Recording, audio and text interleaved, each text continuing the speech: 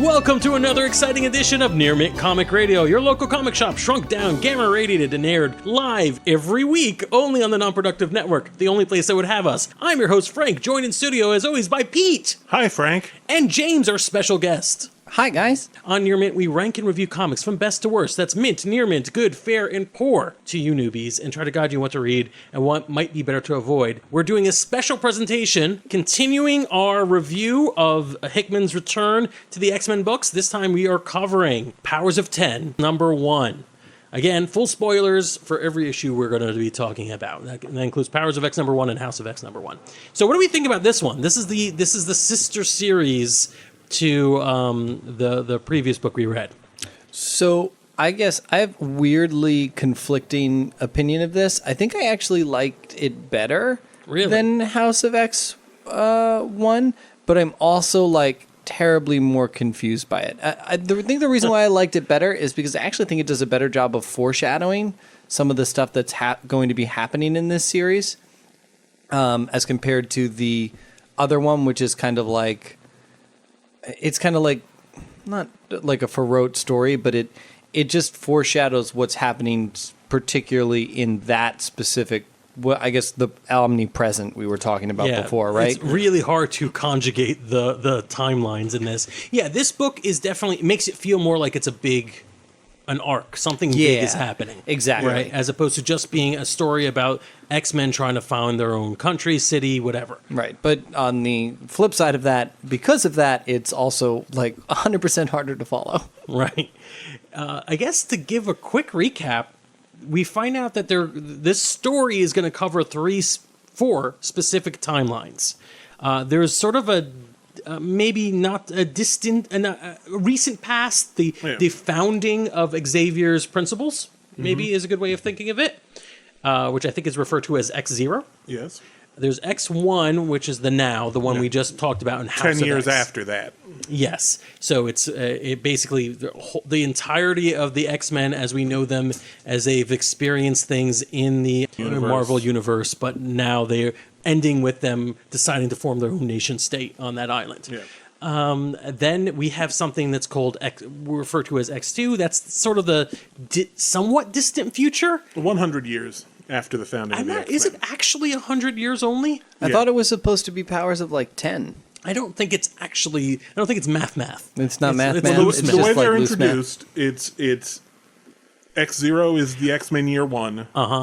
X1 is the X-Men year 10. So that's times 10. Year 100. X2, the X-Men year 100. Times 100. Got it. You're right. And then X3 is the X-Men year 1000. So X 10 times Bing, 3. we did the math. Powers of 10. See, it was real math. All right, it was real math. Cool. I have a question about that, specifically the panel that Pete's referencing.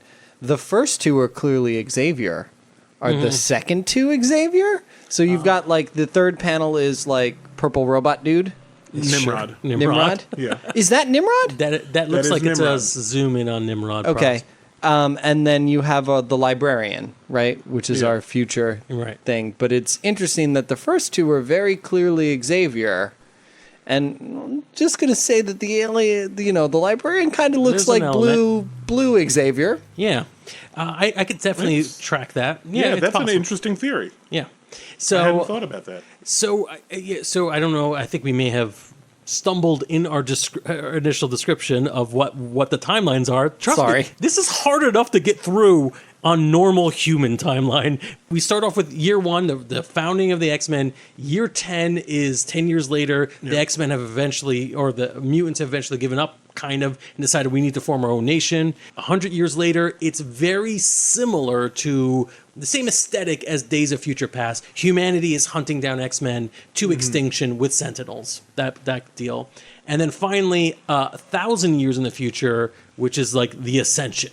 The period where apparently humans and mutants and everything can kind of just combine together and have seen past the struggles of their everyday battle and are now aiming for something bigger and better. One thing I'll say is the X2, the year 100, is it focuses on the war that they come to refer to as the Man-Machine War. Yeah. Which is, I think it's up for debate a little bit about who that war is actually between. Is it between man and machine, or is it the alliance of men and machines against mutants? Interesting. Yeah, it's this whole thing is what builds up that we're about to experience a really major arc that really just jumps all over the place in a way that I am happy to say I have faith in. I really do. Like, there's a lot of questions about big event comics. Like, do you really think there's a payoff at the end? And I 100% believe there's a payoff on this one. Well, I think, and I think the X-Zero stuff best in this, but I think they do a really good job of foreshadowing it, right? So you get Moira and Xavier meeting for the first time, which is obviously, an iconic moment in X-Men that they're returning to. But then you get glimpses of kind of all of the things that they show you then later on in this comic, right? Saying, kind of reinforcing that idea, like, hang on, guys, we got a plan. We're specifically going to put in some imagery, and you're going to see that imagery later, so that we can reinforce this idea that we know where we're going with this. And knowing exactly what the publishing order of the next 12 issues helps a lot for that as well. There is actually, just speaking a little bit of the publishing, there is a panel of the book, or a series of panels, that are close-ups on Xavier and Moira's face that were teased well in advance that said, these are the panels that will change X-Men forever. Yeah, the most important panels in X-Men history. Marvel put that out, and then I think Hickman turned around and said, oh, no, they'll change Marvel history forever. Oh, nice. So interesting that we first experienced them in this book, but we don't quite know what, if any, payoffs there will be until later. So we're talking big game here, but there's also a plane heist that happens in the middle of the story. At least two different kind of heisty things. One with, fan favorite Mystique and Sabretooth and Toad. These are classic X-Men characters.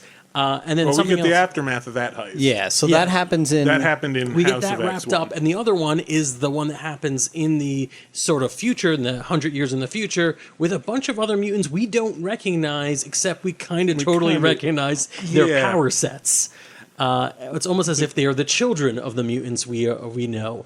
Who would you say is, and I'm going to fail at the name, our silvery protagonist with the sword? Rasputin? Yeah, is that who it is? Rasputin is her name? That's her name. Okay. Who do you think that might be the, quote, we'll say offspring at this point? Well, it looks like it's probably got Colossus. Yeah, I would say that. Who is the one with the giant sword? Magic? Magic, which is Colossus's sister. Well, yeah, let's keep going with this.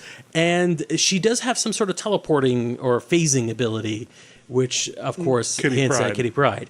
Now, that may be a little creepy to all of you, but what we also find out in this book, through all that cool little extra details, is that part of the world building we've got here is that in the hundreds of years of wars with humanity, there is a genetic kind of breeding program, or at least genetic engineering program, where Mr. Sinister, yes, that Mr. Sinister, was involved in crossbreeding all the most powerful mutants that exist to try to make up new superpowers that exist. 3 pages of extra material that does a hell of a lot of world building for the kind of world that these characters are living in right now. And it's really important. To be James, Attack on Titan does exactly what this comic is doing really well.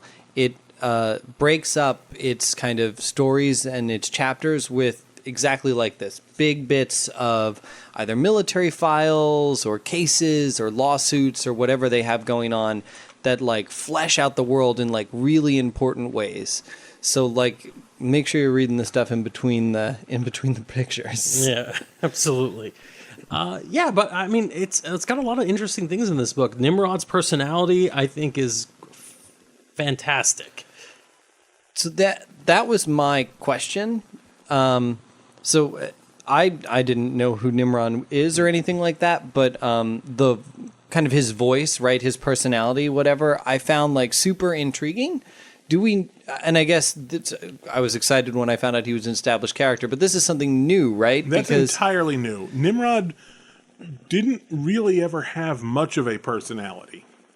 Nimrod was a super sentinel from the future. Mm-hmm. I believe the same future as Days of Future Past. Okay. just slightly in the future of that. Okay. Because he came back to hunt X-Men. So Another offshoot. So he was very much just a cold robotic. So I'm leaning back on my Xavier theory then, because he's super apologetic about everything he has to do. Mm-hmm. Right? And I feel like Xavier would be super apologetic if he was, having to force mutants into what look like stasis tubes where they can it access... looks like death tubes. Like they were just kind of downloading them into gel. Well, it doesn't sound like... So the last timeline, X3 or whatever, you're with the librarian, it doesn't sound like they're dead, but it doesn't sound like they're salvageable either. Yeah, I feel like they're literally recording every little bit about them, but in the process kill them. Yeah, that's what Nimrod is saying when he's explaining this whole thing. It's like we're extracting everything that is you. But you go away. Yeah. Yeah. It's there's a lot of cool things. Even the black brains, which is just sort of like a phrase brought up to describe certain mutants that are immune to telepathy. But like there's no description, no explanation, just some visual elements and the words, and it builds so much in my mind. I love it. Why would it be important that they're immune to telepathy? All right, that's it. That's the last time I'm going to reference my own theory. Why not? You keep bringing it up. It's good. One other thing I'll point out. At one point, Nimrod became... he evolved, essentially, mixed with Master Mold, and became Bastion, who did have a personality. Right. I'm only vaguely remembering this. I'm trying to remember the name of the crossover that he was involved in. So anything X-Men is going to be super deep, and the cool thing is that they're hitting all the aesthetic, the elements that make you feel like, oh yeah, if this feels right, but it also doesn't feel like I have to go read an omnibus to be caught up. Yeah, as a fan of the X-Men, there's enough echoes and little items from the past that I can look into it and say, hey, I might have a clue as to what's happening here because I know it, but you don't need to have had... You've got like an inside track, if that makes sense. Yeah, it does. Another thing interesting is who Nimrod's working with. Are they all just technologically enhanced people, or are some of them also mutants? It's hard to say.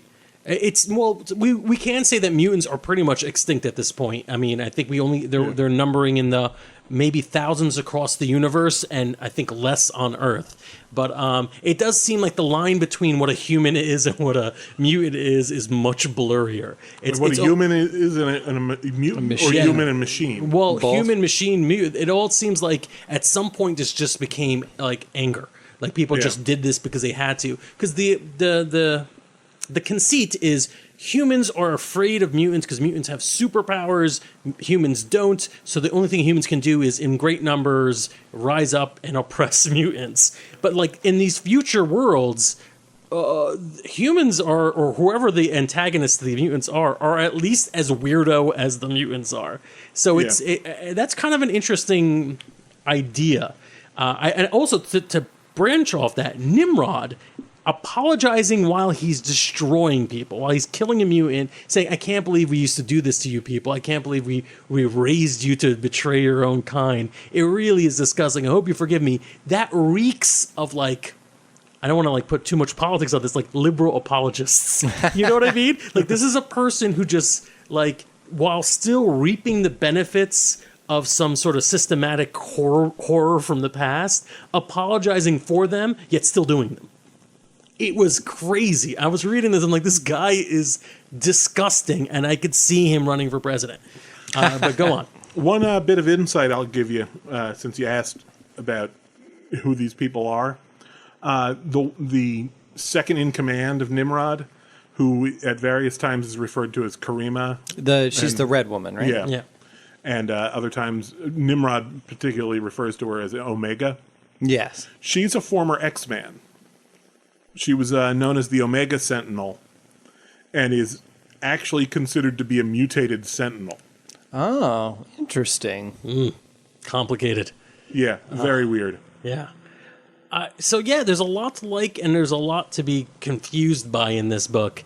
But I definitely feel like now, with the end of Powers of X 1, there's an arc coming. There is a story I am all in on. And the 1,000 years in the future, which we only get a tease of, suggests, I don't know, something hopeful, yet somehow still ominous. Like, I like the fact that we're looking back from it from far enough into the future where we're like, I can't believe things used to be that way. But the fact that there's like this little like caveman and woman, this Adam and Eve at the very end that's looked down upon, is very disturbing. I don't know. There's something about this book that just creates illusions that are unsettling, which I love. I'm all about it. So I think if we're okay with it, it's time for reviews. Let's review Powers of 10, number 1. This was confusing as hell, and I loved every moment of it. This, for me, is a near mint. I guess I just love really broad scope, like, crazy stories. Very nice.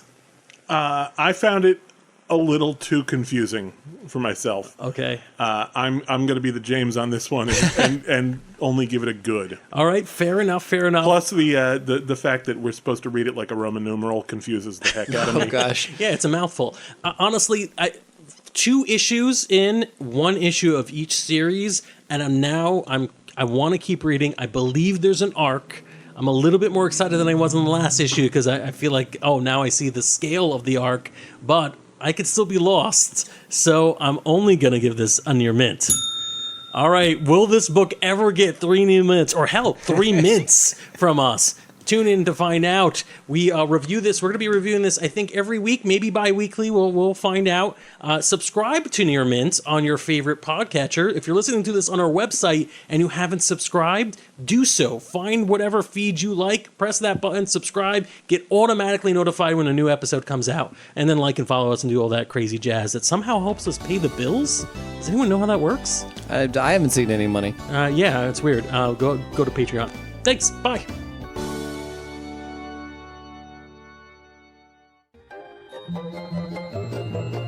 This has been a non-productive media presentation. Executive producer, Frank Hablawi.